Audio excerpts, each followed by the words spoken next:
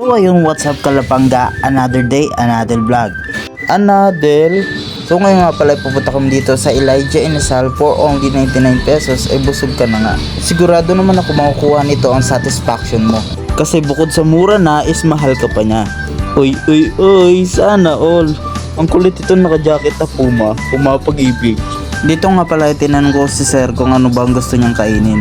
Take note sa nakakilala sa amin dyan. Hindi porket lagi kami lumalabas si sir, lagi siya ang taya. O paminsan-minsan, sometimes, haha, need ko rin siya i-treat. Deserve naman kasi niya na ilibre din. So dahil wala daw panukli yung kahera, itumingin muna ako sa bag ko meron pa ba akong mga barya-barya.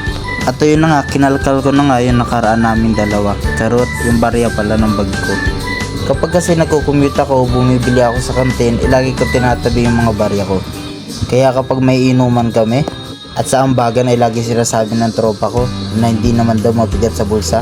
O edi sa inyo na tong barya. So yun na nga, at flex na natin ang lucky number natin sa letra ng G, 5. At dito, napag-alaman na kami naghintay ng madalian.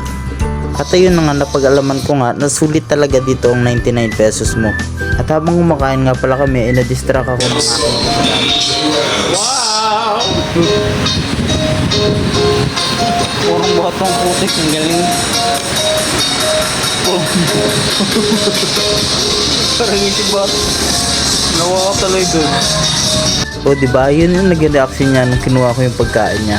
At dito nga pala, nilamnam ko yung masarap na pagkain nila. Sabayan pa na nakakaindak ng music nila.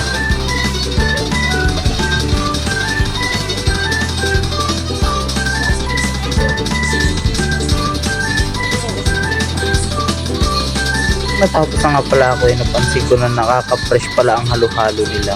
Chawot! Dito nga pala ay binakbakan ko na ang halo-halo nila. Sa sobrang dami mo nga palang pagpipilian ay halo-halo na. Halo-halo na lang yung in-order ko. Tingnan mo naman kasi guys, kahit ito na lang orderin mo, busog na busog ka na. Hindi nakakala may bumalik nga pala kami si sir kinabukasan. Iba talaga yung sarap na binabalik-balikan.